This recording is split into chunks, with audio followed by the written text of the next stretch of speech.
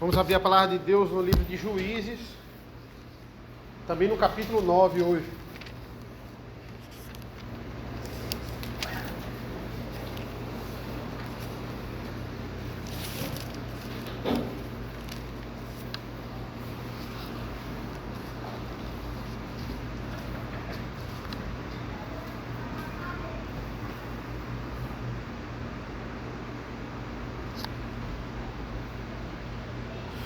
Juízes capítulo 9. Eu vou ler primeiro os versículos, a partir do versículo 33 do capítulo 8, para a gente entender a continuação aqui, certo? Juízes agora 8, a partir do 33, vai dizer assim: Depois que Gideão morreu, os filhos de Israel voltaram a se prostituir com os Baalins e puseram Baal-Berite por Deus.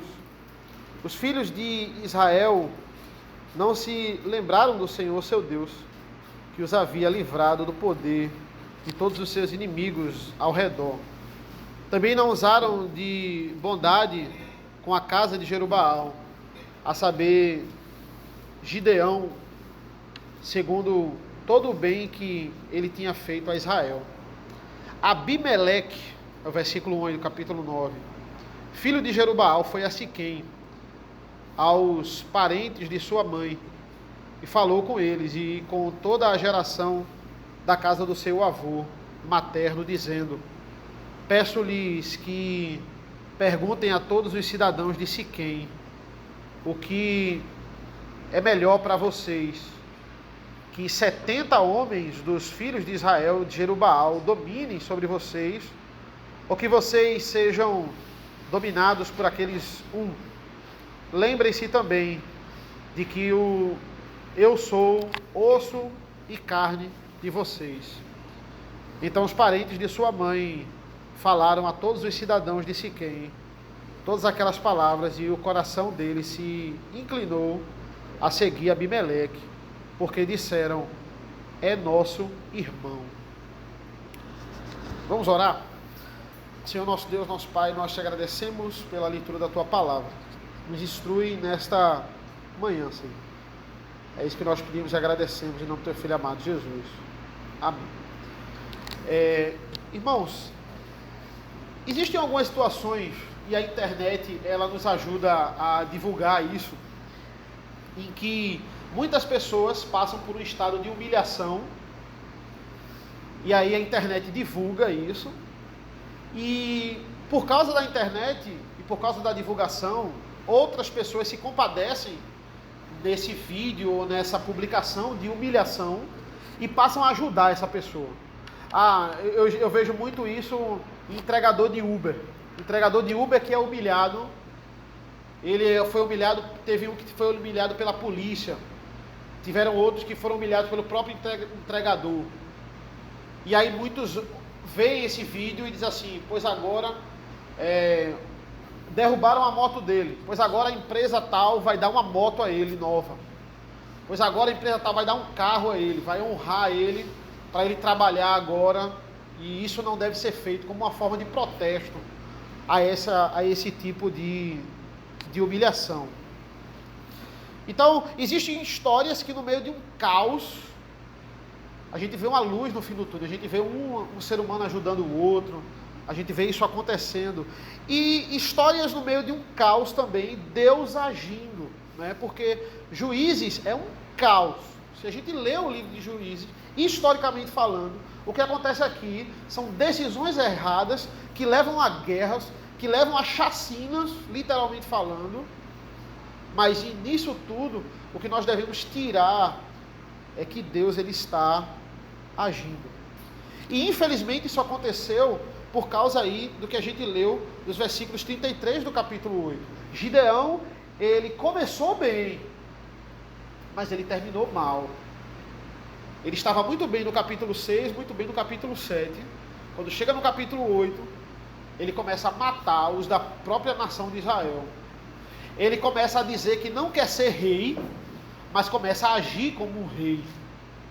O que é que Gideão faz? Gideão pega as riquezas dos seus inimigos. Gideão, no capítulo 8, faz uma estola sacerdotal. para as pessoas adorarem a ele com essa estola.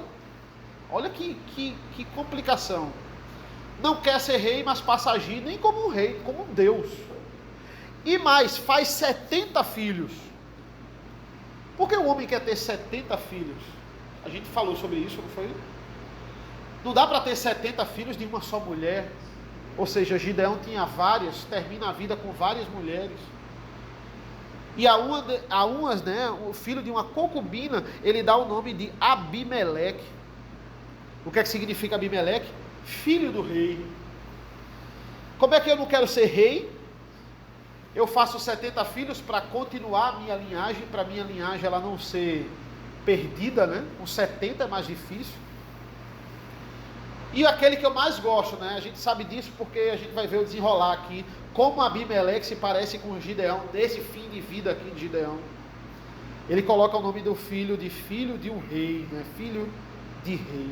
Para quem não queria ser rei, isso aí está bem estranho, né?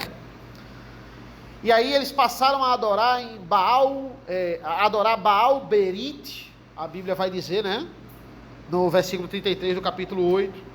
Baal Berite significa Senhor do pacto. Olha que audácia, né? Baal significa Senhor. E Berite significa pacto, né? Então é o Senhor do pacto. E engraçado, porque se a gente pegar a história de Gideão, ele está lá em Hebreus 11, né? Ele está lá no rol dos heróis da fé. Porque, veja, ele fez algumas coisas boas, né? Mas no final a vida dele foi só ladeira abaixo. E a gente viu no estudo passado que pessoas, elas podem começar bem, mas terminar mal, né? Isso pode acontecer. E a gente viu que é difícil terminar bem. É fácil começar as coisas, mas é difícil terminar. Assim é a vida. E aí o versículo, a partir do capítulo 9, Gideão agia como rei, mas não queria ser. Abimeleque queria ser rei. Ele já está dizendo explicitamente. E ele convence, né, as pessoas, ele vai dizer assim, versículo 2, peço-lhes que perguntem a todos os cidadãos de Siquém, o que melhor para vocês? 70 homens, todos filhos de Jerubaal. Por que Jerubaal? Quem é Jerubaal? Gideão, né? O que significa Jerubaal? Vocês lembram? Jerubaal. Aquele que humilhou Baal, né? Era o nome de guerra de Gideão, né? Era Jerubaal. E muitas vezes a Bíblia ela menciona até mais, né, ele como Jerubaal do que como Gideão. E aí ele vai dizer, né? Todos os filhos de Jerubaal dominem sobre vocês, ou que vocês sejam dominados por apenas um.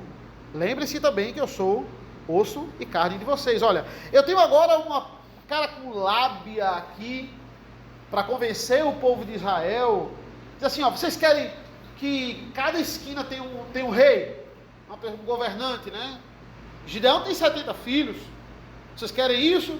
Ou vocês querem que um de vocês, eu sou do sangue de vocês, eu sou de Israel, vocês não querem que um governe sobre vocês, né? E é interessante porque ao longo da narrativa, a gente não vai ler tudo, irmãos, porque esse é um capítulo de somente 57 versículos, né? Então não dá para a gente ler versículo por versículo, mas explicando aqui o contexto para vocês, né? O que é que Abimeleque faz? Ele contrata alguns bandidos e ele começa a dominar as cidades com esses bandidos.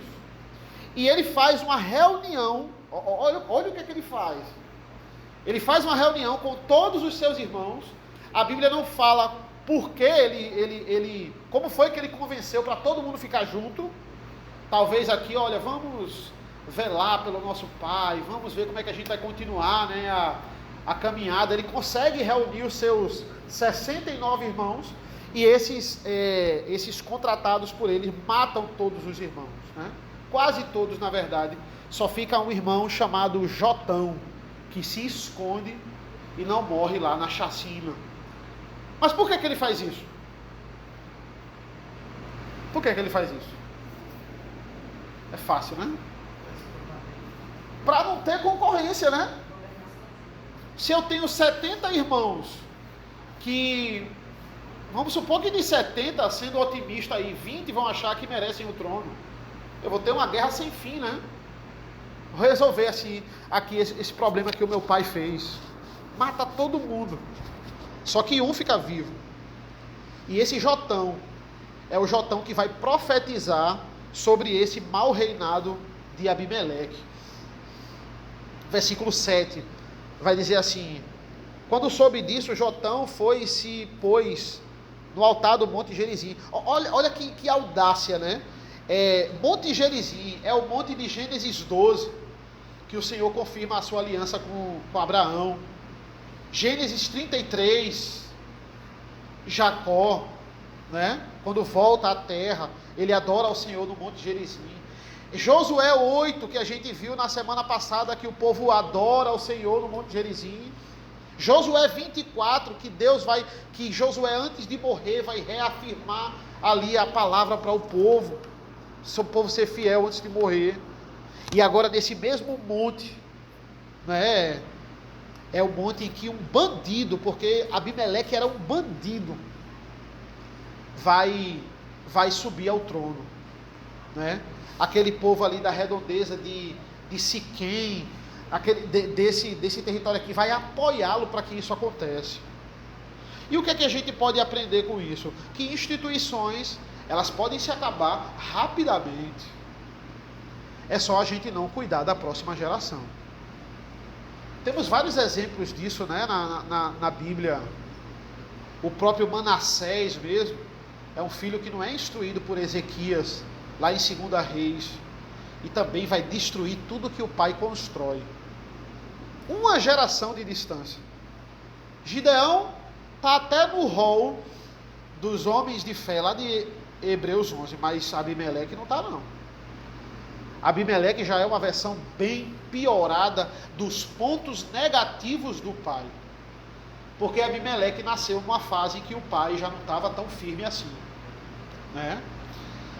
E isso vai repercutir em Israel. A gente olha para trás e vê as igrejas da Europa, dos Estados Unidos, né? Nada disso aconteceu de um dia para a noite. Igrejas na Europa virando pontos turísticos, né? Virando boates, virando bar. Isso não aconteceu de um dia para a noite. Isso foi o quê? Isso foi uma geração que disse: não preciso estar cuidando da outra, não. Eu vou cuidar da minha vida, né? É uma passada de bastão errada. Quer falar? Uma passada de bastão errada. Então, nada garante que o nosso futuro está garantido, né? Se a gente não cuidar da próxima geração. A gente tem um trabalho a fazer. Tem um comentarista que disse assim, sobre essa passagem, vai dizer assim: Gideão foi um líder mais ou menos, mais para menos, né? Aqui no seu final da vida, mas Abimeleque nem crente ele era. E ele vai dizer que a nossa meia vontade de adorar a Deus e meia vontade de servir a Deus não tire os nossos filhos da igreja, tá? Porque se a gente fica uma hora crente, uma hora descrente, uma hora leitor da Bíblia, uma hora não leitor, uma hora orando, uma hora sem orar, talvez o nosso filho pegue o nosso pior lado. Pegue o lado que a gente não fazia nada. E se torne uma versão piorada dos nossos defeitos. Foi isso que Abimeleque, ele se tornou, né? Mas Deus vai intervir. E a intervenção de Deus é numa parábola aqui que Deus revela para Jotão. Jotão chega no Monte Gerizim no dia da coroação de Abimeleque, e ele vai falar essa parábola que está nos versículos 7 a 21. Ele vai dizer assim, ele vai contar uma fábula, né, bem simples. Ele vai dizer: árvores, elas querem muito o rei, e elas vão pedir a oliveira, só que a oliveira não aceita, porque a oliveira quer cuidar do óleo dela, quer produzir o óleo. Aí eles vão pedir a figueira, as árvores vão pedir: figueira, reine sobre nós. Mas a figueira não vai querer, porque a figueira vai dizer: eu tenho um doce para fazer, e da da minha produção saem frutos, né? E aí eles vão pedir a videira. E a videira vai dizer: eu tenho vinho para produzir, eu tenho uvas que vão produzir vinhos aqui. E aí as árvores, elas, desesperadas, loucas para ter um rei, elas vão pedir a um espinheiro. E o espinheiro fica feliz e aceita. Só que na parábola de Jotão aqui, ele vai dizer que esse mau espinheiro vai fazer ele queimar as árvores. Então, quem topou, essa é a analogia, né? Ele está dizendo: olha, quem topou aceitar a aliança de Israel, não vai trazer nada produtivo, não vai trazer doce, não vai trazer nada que é belo, não vai trazer nada de bom, nada de gostoso. É o espinheiro que vocês estão colocando no governo. Jotão está dizendo que Abimeleque é o espinheiro, né? Versículo 19: se vocês agirem de boa fé e com sinceridade para com Jerubaal e a sua casa, então alegrem-se com Abimeleque, e que ele também se alegre com vocês. Mas se esse não for o caso, que saia fogo de Abimeleque e consuma os cidadãos de Siquém e Bet-Milo. Isso é uma profecia do que iria acontecer. E que saia fogo das cidades de Siquém e de Bet-Milo, que consuma Abimeleque. Depois disso, Jotão fugiu e foi para Beé, onde ficou morando, porque estava com medo do seu irmão Abimeleque. Ele não é besta, né? Ele fala a profecia e foge. Ele não vai ficar aqui esperando ser pego. Abimeleque já mostrou 68 motivos de que iria atrás dele. Os 68 filhos que ele queimou de Gideão. Então era um espinheiro que estava aqui. Isso iria provocar o quê? A profecia de Jotão está dizendo: iria provocar um incêndio.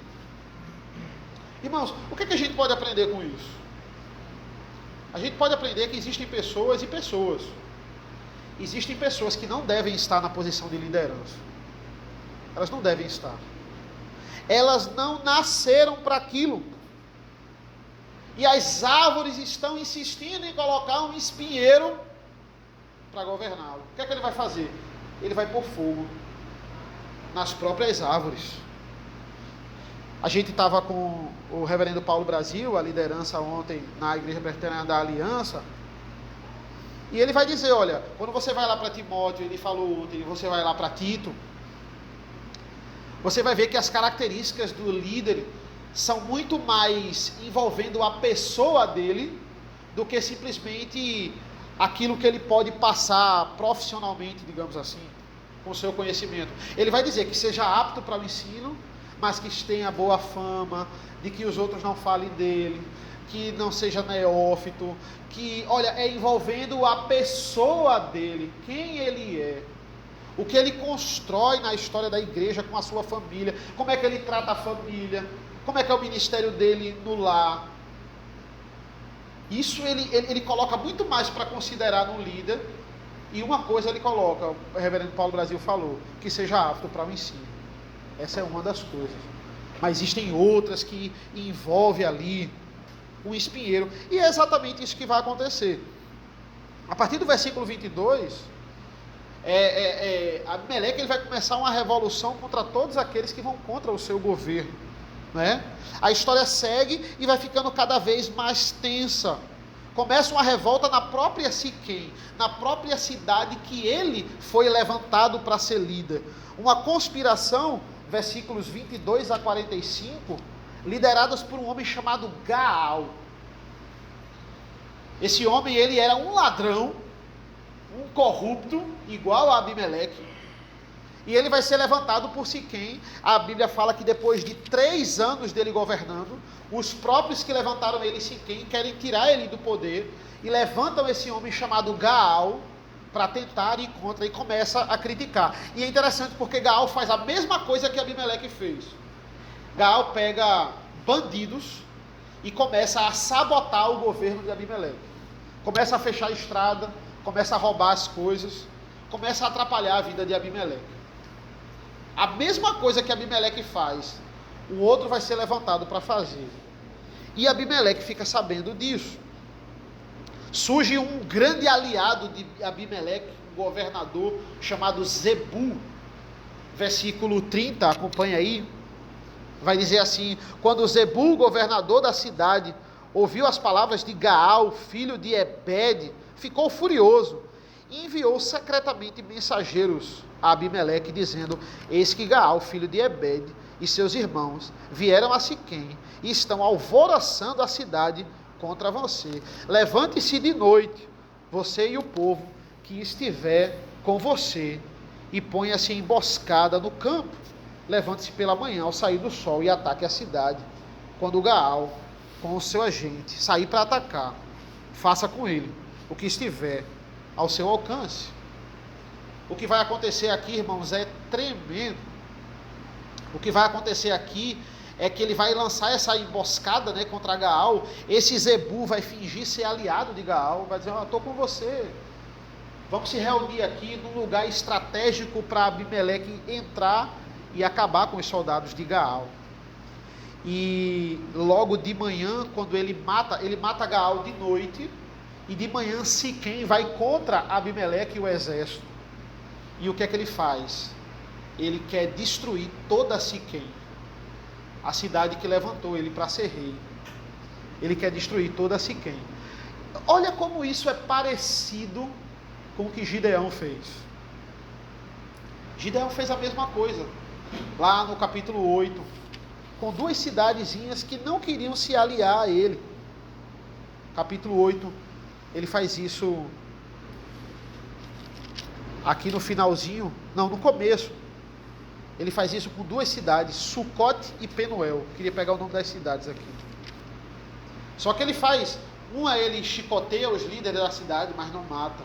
Os outros ele já mata, mas é uma cidade pequena. Agora Abimeleque, a versão piorada de Gideão, vai queimar os habitantes de Siquém. A Bíblia fala aqui até o versículo 45, que esses habitantes de Siquém, vindo que não podiam contra Abimeleque e o seu exército, eles vão se refugiar numa fortaleza meio que subterrânea, e nessa fortaleza tem uma torre.